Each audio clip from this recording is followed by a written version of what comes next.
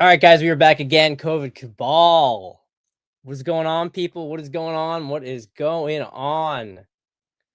It's good to have you back for a Wednesday COVID cabal.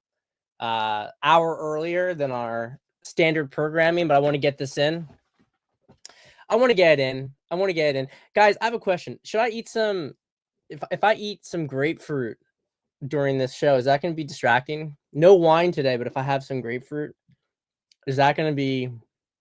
Am I like You know what this reminds me of? This reminds me of Bill de Blasio.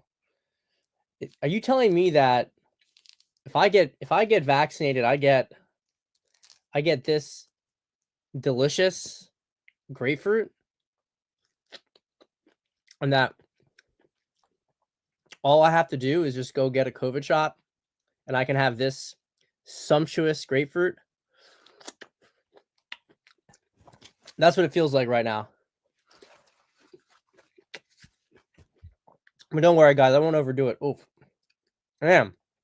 Grapefruit sour. All right. We got a good COVID cabal today. We're going to get right into it. I got a hard stop at 5 o'clock, so we're going to get right into it. It's going to be a continuation of the conversation from 2 days ago. I've been thinking about this a lot. I've been observing. I've been scoping out everything that's going on.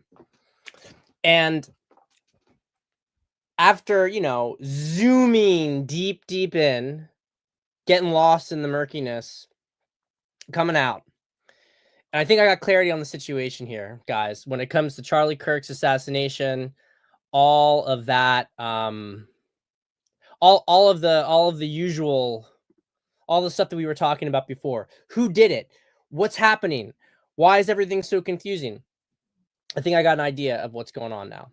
And part of the reason it was difficult was because when you do zoom too much into something, you can start to lose the forest through the trees. So sometimes the only thing that you can do to understand what's going on is to take a step back.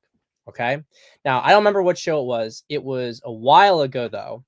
It was a while ago. And I talked about assumptions. I think I was talking, it may have been around the time we were talking about the Iran stuff. I was talking about assumptions and how everybody has a certain assumption, and the assumption creates the filter for the worldview, and everything kind of goes from there, right? So depending on what your set of assumptions are, it's going to determine your analysis. So what is my assumption? Okay, what is my operating assumption? My operating assumption, and I have good reason, I think we all have good reason for thinking it, is that Trump is a good guy. Trump is our guy. Trump is trying to save America. Trump is fighting against this cabal. Okay? So that is a core assumption. If you don't have that assumption, then you're going to come to all sorts of different conclusions. In my opinion, your conclusions are going to be Looney Tunes because, again, as I've said many times, why even have this conversation? Because if Trump's not on your side, you are fucked. You are fucked if this whole thing has just been designed. If Trump the entire time has been setting you up to get killed, then you're fucked. You got no way out. You've been outgamed. Okay? But there's no evidence of that because literally everything good is emanating out of Trump and everything bad is emanating out of them, right? And they tried to kill Trump. Trump survived the assassination attempt. Hand of God moment. He is the chosen one. And a lot of people get all, freaked out and butthurt. I'm going to talk a little bit about that stuff too. The sort of hardcore, conspiracy, symbolism, people, and the trap involved with that. But this is my assumption, my operating assumption, and I think for good reason, is that Trump is trying to save America. And is Trump alone? Well, he can't be alone, right? Because there's no way that somebody, even as someone as impressive as Trump, could get this far if there wasn't some group backing him. And we've talked about this for years now. That's all the stuff with Q and the, some compartmentalized military groups and whatever, right? There is basically, though, there are patriots in the government, in Western societies, that are working together against this corrupt, infiltrating group. So who is in Trump's inner circle? Well, JD Vance. JD Vance is very clearly being groomed to be Trump's successor. Thank God for that, right? JD Vance, I'm still, guys, I'm still holding out the possibility that Trump could be president in 2028. I don't think it's likely. I'm going to be honest. I think he's going to have this, he's going to have his mark on history sealed, and he's going to pass the torch for the next crisis, which will be coming in the 2030s. And I think he's going to pass that to JD Vance. I think that's where my money's going. If I was going to bet on this, I probably shouldn't bet, should I? But that's where I would go with it. But maybe Trump's going to stick around, but it doesn't matter. Point is that JD Vance is clearly being groomed to be his successor. Trump is showing him how it's done. JD has his own skill stack. He's going to be a great president, especially with another 3 years with Trump. 1 second, real quick.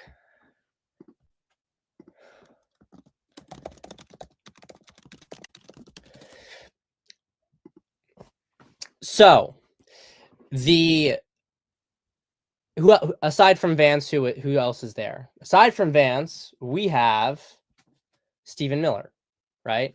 Stephen Miller is very clearly in the inner circle with Trump and Vance, and he is probably their top strategist in terms of how they are actually supposed to navigate this and how they're supposed to win this fight, right? And there's others. I think Tulsi Gabbard is involved with this inner circle. I think RFK has been pulled into it. I think they kind of tested the waters with Elon, but he was too much of a spurg.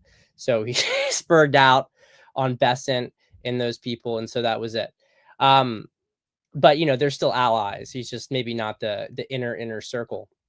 But somebody who was also in the inner circle was Charlie Kirk, right? And Charlie Kirk was Trump's protege in many ways. And my guess is that Charlie was probably set up to maybe take the reins after Vance. Possibility. Here's the thing about Charlie. And there's a whole threads talking about this stuff about, I'm going to show you one of the guys. He got some interesting stuff. I keep an open mind, obviously, but this guy, Hidden Amaker, it's like major schizo posting. By the way, I'm not saying that the information here that he's talking about is 100% incorrect. I'm not talking about that. She's wearing a Knights of Malta cross. Is that significant? She's Catholic. Okay, Erica Trump. This is relevant stuff. There's relevant stuff in here to talk about. Erica Trump. I keep saying Erica Trump. The fuck? I mean, she's gonna. Erica Kirk. Erica Kirk is Erica Kirk was one of Trump's Miss America beauty pageant contestants. Trump pulled her on board, and allegedly, ostensibly set up the meeting between her and Charlie, and that's how they got together. Charlie was someone who was, I guess, scouted for talent, and Trump brought him into the circle. Now, look, I think that there's an important distinction here. People talk about handlers. Erica Charlie's handler? No, I don't see any evidence that she was his handler. I don't see any evidence of it. Okay. And this is one of the things I want to talk about when it comes to some of these really big conspiracy accounts, which I have gone down and read their stuff. And not just on this topic, on things in general. And I'm going to tell you guys something, and some of you will disagree, and that's okay. But this stuff, these accounts are absolutely designed, including this guy too, RKX. These accounts are absolutely designed to fuck you up big time and to make you lose the big picture. Okay? And I'm going to explain this. I'm going to explain why. they use manipulation in their they use this very, very deep logic and associations to break apart, um, things that you know in your heart to be true, okay? It's they will say things that they will talk about things, like, from a religious perspective, for instance. Um, they'll talk about, the real truth behind Jesus, that Jesus really wasn't crucified. And what they'll do is they'll cite, some old texts that were not used at the that that were not included in the Bible, or that were suppressed or something like that. And they'll use these and they'll say, look, see, it pokes a hole in it, really. you know Judas was really the great person, and Peter was bad, and there was a fake Jesus, who bad Jesus, who was fake crucified, but the real Jesus wasn't that. And they do this whole thing. So there's like truth. So you're like, okay, Jesus was a big teacher. He was a big, ascended master. But the crucifixion story is incorrect. And they do this kind of stuff. And because they're very good at, they have these texts and stuff that poke a hole in official sort of narratives, religious narratives. I know, if maybe it seems like, where am I going with this? Why am I talking about this stuff? I'm gonna explain. Okay, bear with me for a second here, because this is really important. There's all sorts of really deep and interesting, like, symbolic stuff, esoteric stuff that they bring in to these analysis, and you're thinking, fuck, man, maybe it isn't, maybe they're talking to these guides, or they've tied this together, this secret society, um, and they make you start to question things that you knew in your heart were true. And there's enough of, like, they don't throw everything out, they just poke holes in very, very specific portions. And the issue, of course, is that if you're really paying attention, you realize that as they poke a hole in your, preconceived notion about, let's say, Jesus, or in some sense, I'm not trying to make this connection like that Trump is Jesus, but he is has the will of God behind him. He is bringing this, he's saving Western civilization, and he's clearly a force for good. That's my assumption. I talked about this, right? Because I can see it. The fruits of it are very clear, right? I want you guys to understand and to really internalize, when it comes to analysis, we shall know them by their fruits is one of the most important things that you can ever use to determine whether someone is acting for good or evil. So if Trump's supposed to be this bad person, then why is every fruit that falls from his tree absolutely blessed? Okay? But these accounts will try to make you manipulate that stuff. Okay, so it's the same thing with this Jesus story, right? That these groups, these esoteric people, they poke holes through this text and this random document in, the official story of Jesus, right? But then what you don't realize, if you're not paying attention, is they poke holes in their own arguments. So they might say something like, "Oh, well, you can't rely on these historical texts, because they threw out all these things." And then they'll make their argument using a historical text, right? That's what this guy, RKX, does. So he says, for 5 years, I've been calling out the Patriot Pacification Program, blah, blah, blah, blah, blah. Planning the agitation and frustration of American and Western nations by deluging them with hope and promises, all broken, while throwing in their faces the rights of Democrats, socialists, trans-identified migrants over their own rights, privileges, immunities. This is the first phase in the plan to groom conservative power base who have most of the wealth into a government support Christian Reich. Okay, so he's of this belief that there's going to be this, like, Judeo-Christian Reich that's going to come in America as a result of all this stuff. All right. So, well, if you go and you look at RKX's stuff, super well researched guy. I'm not saying throw out all of his material by any means. I think he's a smart dude. But if you actually pay attention to a lot of the arguments he makes, he cites stuff to say that this is how the world works. This is what they didn't tell you because of this document. But why is that document more valuable than the document you're throwing out? okay?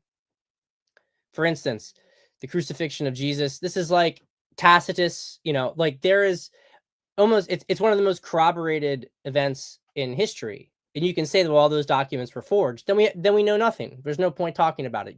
Any random little piece of toilet paper you pull out of your ass is not going to have more validity than all these other things. Okay.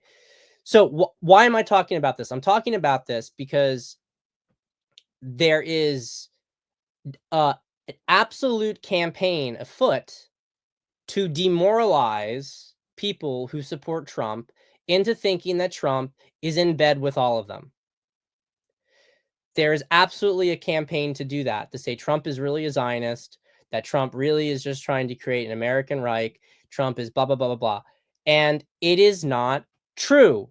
It's not true. Okay. It may be what they want to happen, but it's not what Trump in his inner circle wants to happen. And all this stuff is a big fucking manipulation. Now, I don't know about the Knights of Malta is a secret society. They were the Knights of the Hospital of St. John. They were one of the three big crusading groups. Obviously, the second big one, more well known, but the Hospitallers were the first crusaders. It was the first order created, followed by the Templars. Right when the Templars were suppressed by King Francis in France, right? When the Templars were suppressed, a lot of the assets of the Templars went to the Hospitallers. Now, there's different narratives about whether that was good or bad. And the Knights of Malta, it's a complicated group, right? There's good versions and bad versions, like it seems like there are in a lot of secret societies. Buttigieg is a Knight of Malta, okay? Buttigieg is actually a Maltese name. If you go to Malta, one of the most inbred countries in the world, you will see many people there named Buttigieg. Okay. But I have also heard good things about the Knights of Malta in terms that they are people who are very much that at least there's a group in the Knights of Malta that has been very involved with fighting against the election fraud and all this stuff. I don't know whether that stuff is true. And to be honest, guys, I really don't give a fuck. I don't give a fuck. I don't give a fuck about all this. I don't give a fuck about this schizo stuff anymore. I cared about it 5 years ago. And I think it's still interesting to look at, but you can lose your mind going down these rabbit holes and you can lose the big picture. The big picture, again, is this: Trump is trying to save this country. Okay. His fruits are good. And we know that he's not moving it towards some Christian Reich because he in his inner circle always resist opportunities to overreach. The people who are really in MAGA don't want that. They don't want to overreach. Okay, that's why when Pam Bondi yesterday made that stupid statement about hate speech laws, which I don't know whether it was just her being dumb or whether she was taking orders from somebody else, which we're going to get to, who is not in the inner circle, and was trying to move things towards this Christian Reich, whatever position, an extension of the state of Israel, but in America. And you saw immediately that, whether it was on JD Vance's stream, which was totally reasonable, filled with righteous anger, but proportionality. Same with Stephen Miller. Everybody in the administration, in the inner circle, is always trying to do what is right. They are not trying to do this manipulation where, oh, the far left is doing this, so we're using, action and reaction, and now we're going to get where we want to go. The left did this, now we're going to do this instead. Trump doesn't do that. Putin also doesn't do that. Okay? There are the people who are actually trying to save this world are not doing action reaction solution. They are not reacting like the left, like the communists, Zionists want them to do. They're not reacting. They are burning out this sort of action reaction circuit that the evil powers are always known for doing. Okay. So this is so important to understand, because when you have schizos like this, who are saying, who's benefiting Trump? Trump's going to do this. Trump's going to he's going to make the Christian right. That's what this is all about. There's no fucking evidence. Any of their actions, if they wanted to do that, if they were trying to manipulate the public in that direction, it's not working. It's just not working, because they're not doing it. So it's clear that some people want them to do it, but they aren't doing it. So what's the point of the accusation? The point of the accusation is to demoralize you. Just because this guy has gotten predictions right these last few years, how do you not know that he wasn't fed predictions about stuff so that people would then comes out of nowhere, he gets a bunch of predictions right. Now this person, he's got a rabbit hole that people can go down. And now people will believe it, and they'll start to try to see it everywhere. They'll try to manifest it, but it's really not happening. Okay. This is what's happening. Trump and his inner circle of good people, which is transnational, includes Putin, maybe includes Xi. Xi is kind of like, two-sided with things. He certainly cares about China, though. But, and look, Putin also cares more about Russia than he cares. It's not doing things for America. But they are all here to fight against this really super evil group, right? Zionist group, communist, whatever, globalists. They're all fighting against this group together. So what is going on right now in America? What is Trump's dilemma? Well, Trump's dilemma is that you have these two factions of the globalists. And I've talked about this a long time ago, but it's worth revisiting, because it actually makes everything very, very clear if you view it through a little bit of a different lens than we did 2 days ago. There are two factions of the globalists, and we've known this, right? You have the neocons, who are the Zionists. Okay, that's more City of London, Israel, right? That's the Anglo-American, whatever, empire. And then you have another group, the neoliberals, or, let's just call them straight up communists, Trotskyites versus Marxists, whatever. These are people who are more like EU, Obama, right? So Clinton was in the neocon faction, as was Bush. Obama, most of the Democratic Party today, increasingly, AOC, right? These are part of the neoliberal faction, okay? These two factions have their own different agendas that both serve a very higher agenda.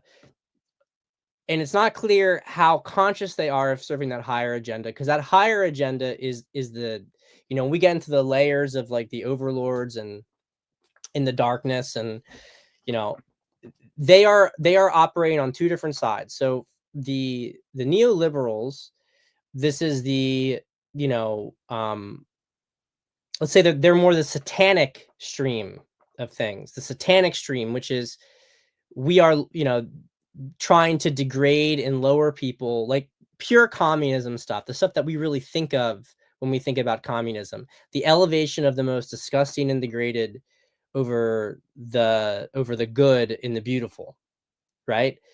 And that is the leftist infiltration in America right now. It's very, very all about over Europe. They're the ones that want to mix up everything. They want to create chaos, right? That is their objective.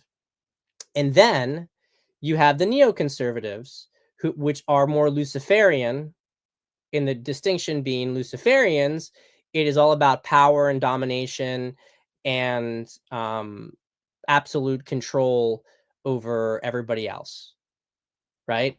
That is the Zionist. They're the ones who want world conquest. They want endless wars, endless bloodshed, and endless boot on the neck of innocent people around the world, genocide, etc., etc., etc. Okay? These are two different factions of the globalists. And you better believe that they compete for turf. Now, they have to work together, because at the end, they are both minds of the devil, right? They are both service to self, dark forces, and they work with each other to subjugate the world. That's how they operate. But they also, being demons, compete for space on the board. And they're very and they always take an opportunity to take space on the board at the expense of the other, right? So Trump and his team, what they have been doing, this needle that they've been threading, has been playing these two factions off of each other. Align and Trump right now, because the neoconservative faction has been beaten down, the neoliberal faction was getting more power. Trump has had to, as a matter of balance of power, work with the neocon faction to take out neoliberal assets. But so he gives them, and they will work with him to gain their little extra space in the board. But he doesn't give them everything that they want. And they don't give him everything that he wants. There's obviously something going on with the Epstein files that is connected to that. Now, you can take the route that, and I think it's a plausible route, that the real Epstein files were destroyed in the last administration, last regime, either tampered with them. What we have left is some sort of fake facsimile or whatever. You can also take the route that there's some people who are being protected from some of the release of this.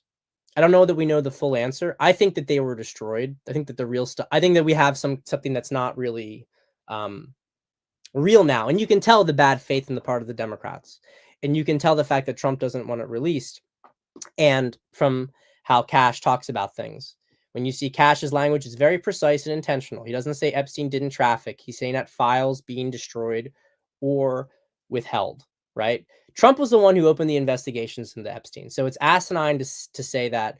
I understand people are confused, but it's asinine, and it doesn't make any sense to say that Trump that Trump actually was like Epstein person. That is something that they're trying to tell you because they're trying to muddy the waters, like these people. They're trying to say that Erica was used in trafficking children because she was part of this group called the Remaining Angels. I can tell you, I don't believe that for a fucking second. I don't believe it for a second. And I bet people who really do a deep dive in that, if they find anything relevant whatsoever to it, they're going to find the opposite, that probably she was involved in an organization that was actually trying to protect children who were being trafficked by cabal groups. Okay? Because guess what?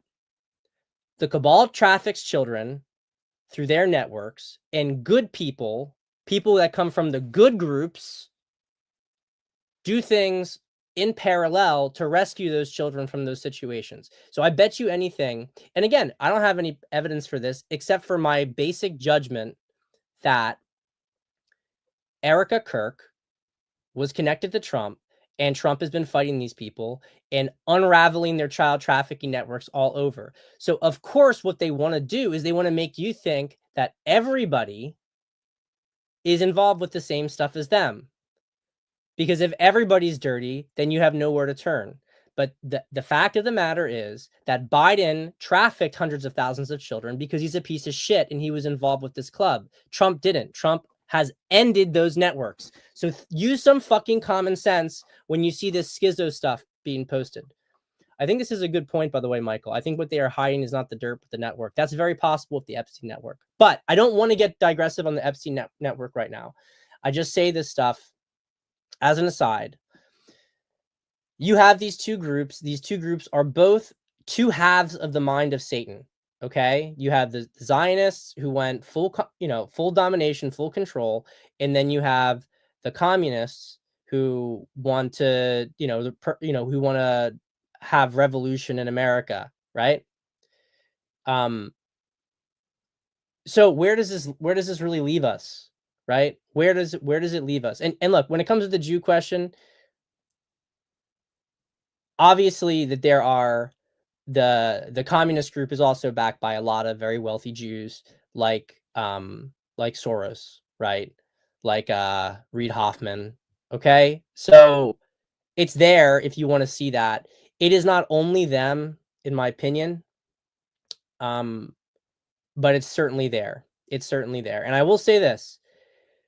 you might ask, well, why are there these two separate sides of it? What is the point of, on one hand, having this international communism, everybody destroy white people, take away the countries of white people, turn everybody against each other, turn men and women against each other, basically destroy Western civilization.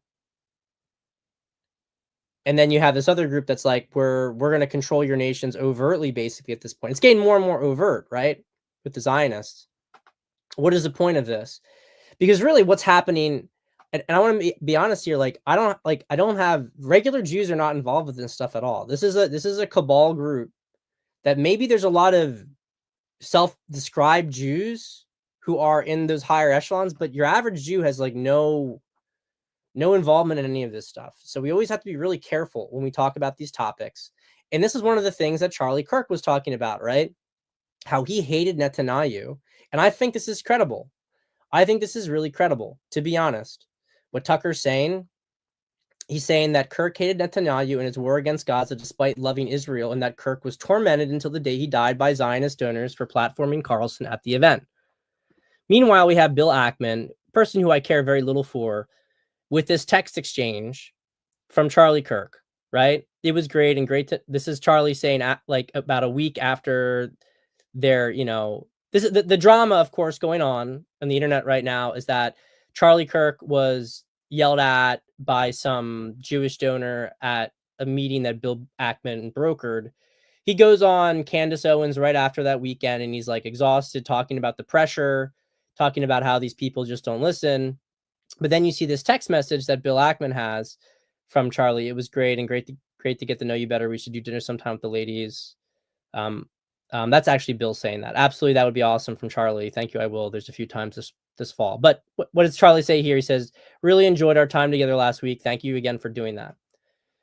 Some people say Bill made this up. I'm just going to give him the benefit of the doubt that he didn't, because that's pretty dangerous to do, to be honest. It's pretty dangerous to do. But let's just benefit of the doubt he didn't. These things can both be true. It can very much be true that he was tired of his Zionist donors. He was pushing back against Netanyahu, but he was also still loyal to Israel and the people of Israel and was trying to help them to take a different course. It's also true that if you're someone like Charlie Kirk, that you could be have very nice private conversations to different people talking about things that might seemingly be different with other people. And when I say seemingly be different, it's like Charlie could talk to one person complaining about Israel's influence in America, and then he could talk to another saying he's hoping that, we can do good things for Israel and help Israel's reputation. Those two things are not mutually exclusive, and I'm going to tell you why they're not mutually exclusive, because I would say the exact same kind of stuff, okay? Because when you are, and I am not, please construe this the right way, okay? I am not anything on par with Charlie. I'm not. But I am a one life path like him. I am born a 5-day like him, and we're both air signs. We've come to very similar conclusions about stuff. We have, I think, similar ways of reasoning. And so I understand, like, why he was able to do the things that he was doing was because he had this empathy. So he could always meet people where they were at and he could mirror them. And it's not deceitful. It's just that you know how they feel, and part of you feels where they feel, and you emphasize that part. And that's why he was so good at building bridges with people. None of these conversations are inconsistent. He could have a whole conversation with someone, being with them with the frustration about Zionist propaganda and Zionist, bullying over trying to make America do things. And he could also have a conversation with a bunch of Israeli donors and talk about how can we make it so that, we can improve Israel's standings, because he was really loyal opposition. So what does this mean in terms of my conclusions on all this? Well, what it means is that I don't think that Israel did kill. I don't think the Zionists did kill Charlie Kirk. I'm not saying that they didn't. I'm just saying right now, I don't think the evidence stacks up to the fact that they did it. But it almost doesn't matter, because we are talking about two evil sides of the same coin. It's much more logical here that the communists were the ones that killed him. because it was a direct threat to them, and they were going to blame it on the other faction to create confusion. And it's been working. It's been working really well. So far, there's no concrete evidence of Israeli involvement, Mossad involvement. But if there is, it's not something that's super shocking to me, because at the end of the day, they work together. The reason that you see, so Antifa kills Charlie Kirk, and all the Republicans in Congress, they don't do anything. They don't do anything to fight against them because they don't really want to fight against them. Notice that every single time Trump has tried to fight against the left, the Zionists control in Congress, and Republican Congress always tries to make it about Israel. And everybody freaks out about it, but it's only at the last minute that Trump's inner circle gets that shit removed. So it's not just about that. But they always take an opportunity. You don't think that they're going to take an opportunity here? It makes much more logical sense to me still. Now, I'm not saying that there's not a big conspiracy, and we may find Mossad was involved with some of the intelligence agents who were manipulating, trans Tifa. We may find that out. It doesn't really matter. And this is my main point here. What matters is dealing with a direct threat. The direct threat is using this in RICO to break the communist left in this country. We are also going to have to break Zionist control over the Republicans in Congress. But right to get distracted overly, to get overly distracted with this is not a good thing either. We don't want to start to, we don't want to do we want America first, or do we just want Israel last? Okay. That's a big question I want to ask people. Israel's going to get what's coming to them with this government, with Netanyahu's government. But I do think that there is some degree of using and being used right now. And there's tension within the Trump administration. There's absolutely tension. There's resentment about the fact that they have to deal with these people. So that's why you see these things like the Zionists will let Trump start rounding up, expanding ICE or deporting people, but they have to make sure it goes for the anti-Semitism thing, because the Republicans in Congress are all controlled by the Zionists. And it's a very frustrating balance. But Trump is trying to use both factions to destroy each other, whereas what those factions want to do is they want to both work together to destroy us. And that's why this is difficult. That's why it's stressful. Now, what is the end goal of these two factions? Now, I do not think I have the slide up for this, but there's a Chinese professor in Beijing. I saw the clip. I thought it was very interesting. I have heard this before, but I never thought of it in these terms. They are trying to, if this is correct, but it actually makes sense, because it's trying to think like, well, why would they do this anyway? Because it's just making more people hate Jews. It's just making more people hate Jews. So why would it be something that they would want to do?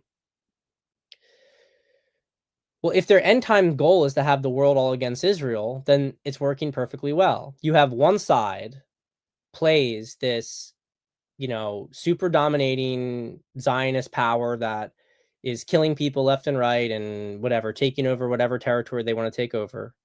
And then you have the other one that is mobilizing the world, the Intifada, against them. This is their end time script to bring about the Antichrist. That's their end time script. So that may be the role of all of this. That's what Netanyahu's doing. That's why he's pushing so far ahead, because, what I was trying to figure out last show, it's like, well, why would he do this? Because it's not good for Israel. But if the point is actually to just have all the Jews have to band together against the rest of the world because the rest of the world is hating them, then this is creating the end time script. They actually want everybody to go against the Jews. So look, this is going to be a hard pill to swallow for some people, but probably not in this audience, because this is not a hateful audience. That's all the more reason to not fall into the trap of blind hatred towards a group. Every single country in this world has cabal influence in it. Some more than others, some fully captured. Some countries only exist because of cabal plans. But the people in those countries are not the evil people. They're not the evil ones doing these things. The Israelis, whatever you want to say about the Gaza stuff, it is a very different situation for them being there. I'm not saying anything that they're doing is right. It's not the point.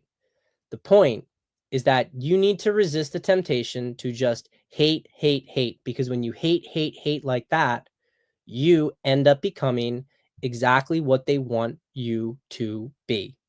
That is it. That's what they want. They want you to lose hope. They want you to hate. They want you to not think anymore, rather than focusing on unity and who is trying to divide us, who is trying to turn us against each other, and to go after them.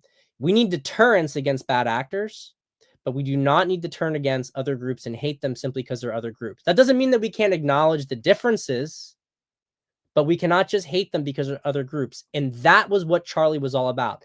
And they killed him because he was very, very effective at bringing people together who they were trying to divide. He was effective at bringing the sexes together.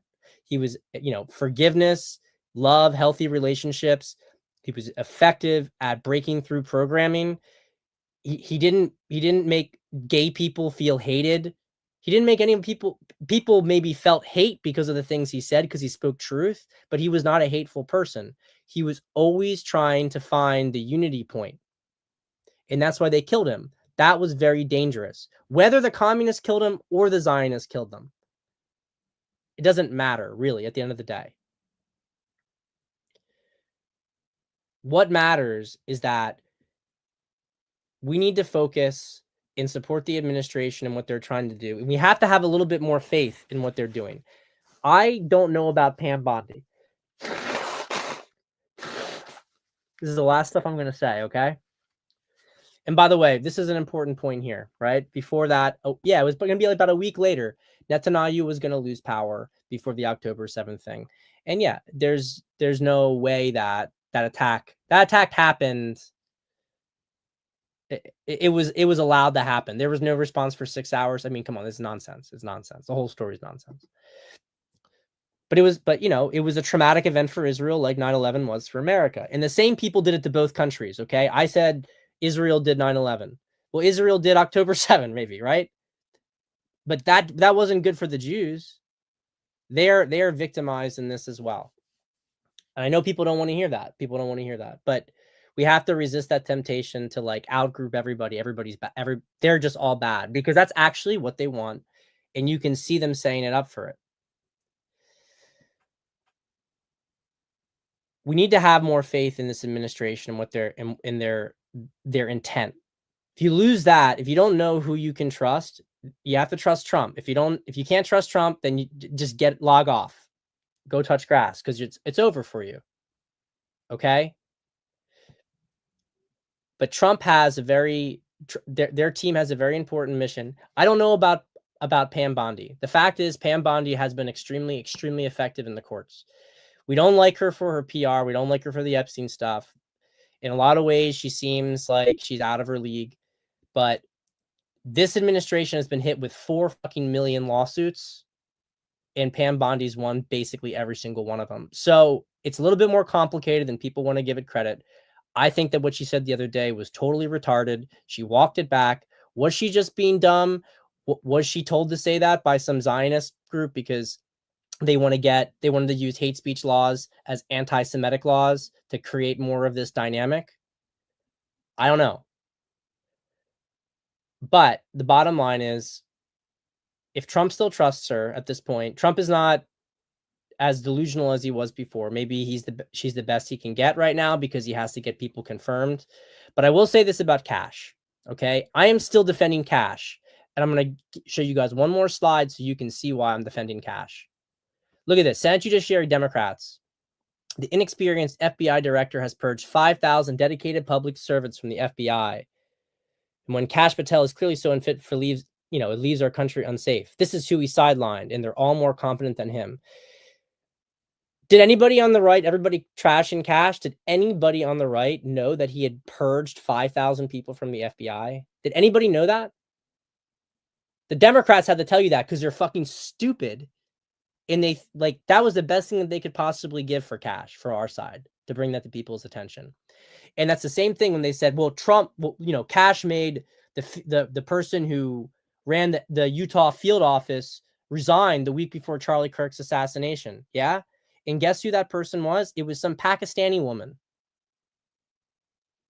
And the reason she stepped down actually was because she didn't want, she was actually reassigned someplace else. She didn't want it. It was some bureaucratic nonsense. But they didn't tell you that. All those people who were trying to tell you Cash was insinuating Cash was involved with this assassination. It's nonsense. Charlie Kirk was like Trump's son, and Cash is fully with Trump. But we're dealing with really dirty, deep, infiltrated groups. Before Biden left office, they sent like $60 billion or $90 billion out the door. They're playing with that right now. USAID cuts notwithstanding. So let's keep our eye on the ball. We'll find out what happens. There's definitely more to this story with the FBI shooter. That whole dialogue between the shooter and between Robinson and his, girlfriend, boyfriend, whatever, clearly fabricated. I don't know whether the FBI fabricated it or whether they fabricated it to absolve the lover. It doesn't really matter. We're going to find out some things. We're not going to find out other things, but we still have to go after these leftist groups. That is the target. That is the danger in front of us, the immediate danger in front of us. And if Trump is using the neocons by allowing them with their sick bloodlust obsession to take out targets like Hamas's leadership in Doha, that doesn't mean that he is a Zionist. It means that he lets them off the leash sometimes because he has to use their force against the other part of the cabal in order to win. He has to let them attrit each other in a very, very controlled manner so they can't have the kind of conflagrations that they want. It's like you have two rabid dogs that want to attack something. They really want to attack you, but they got to attack something. So you kind of direct it to go against each other. That's what's going on right now. So it's my take. I hope you guys liked it. I hope it was insightful. I hope it clears up some of these things. That's why, you see no care from the Zionists and government that Charlie Kirk was really killed, because whether they killed him or not, they're going to use the opportunity to get as much, shit that they want through, because that's how it is. All right. I love you guys. Dynamic Man show tomorrow. We're going to be talking about, I'm going to be going through 3 different scenarios where men face fear and how the 3 tenets apply to those 3 scenarios. I'm going to be giving stories too with that. And then we'll be back to COVID Cabal on Friday, and we'll see what that topic will be. Anyway, guys, have a great night. I love you all.